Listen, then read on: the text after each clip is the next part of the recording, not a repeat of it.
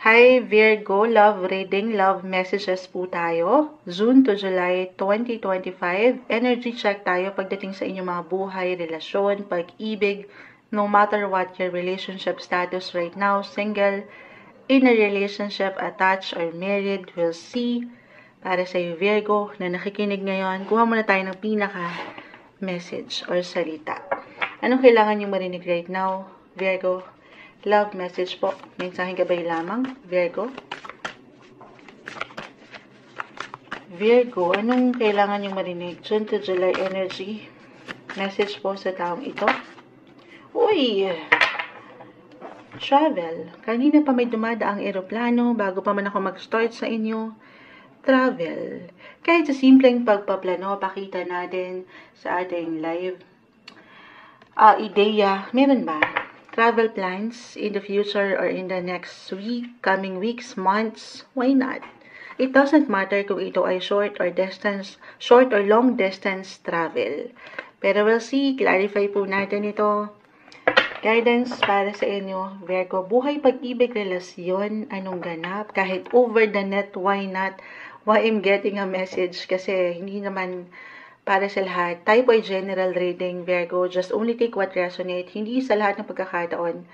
Diba?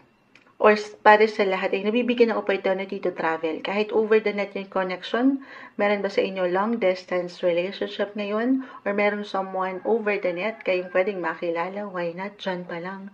Ang dami nating nasasabi. Guidance para sa inyo, Virgo. Clarify natin ito. Message. Buhay, pag-ibig, relasyon, Virgo. Guidance para sa'yo. Uy! The Three of Wands. Travel talaga. This one is in reverse. Okay, regardless. Pero may ilang glitch, may ilang delays. Or communication is the key. Connection, communication, technology, travel. Yan po yan. Sandali. Sandali. Baka may maad ako astrologically, Virgo. OMG. Since binabasahan natin, ayan, may pa-OMG si Moonchild.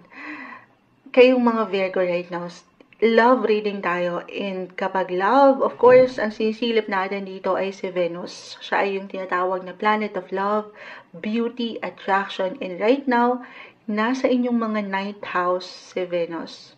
Saan yun? It's all about travel. Travel. So, again, hindi nyo pa man yan ma-realize. Tayo ay general reading, guys. Travel. Pati itong tanungan session natin kanina, may travel din. Add pa tayo.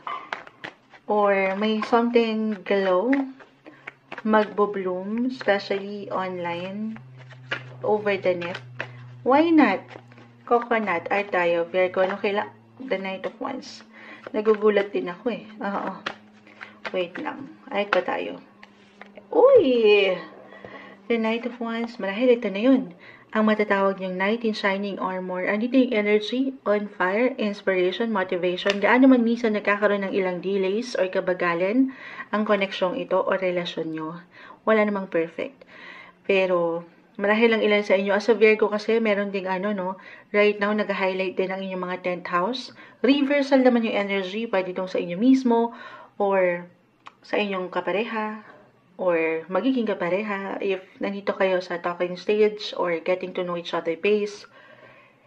Maring busy at nagiging practical kasi ang ilan sa inyo kaya marahil nagkakaroon ng ilang delays or glitch, hindi kayo nagtatagpo masyado at dyan hindi masyadong nalalaliman yung connection pero may yaman, may growth ang connection nyo guys.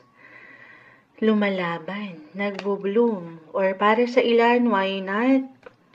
Maaring kayo umangat yung travel, nag-highlight talaga ang travel sa cards nyo, sa tarot, sa oracle, sa astrology, right now po. Okay, ito naman ay nababago, nothing is yet set in stone, pero sa ngayon, marahil isang paalala rin ito, why not, to connect, communicate, kasi baka may nakakamiss sa inyo, or ito yung magandang paraan nyo. Hindi man ngayon, June to July, kahit sa simpleng pagpaplano, travel.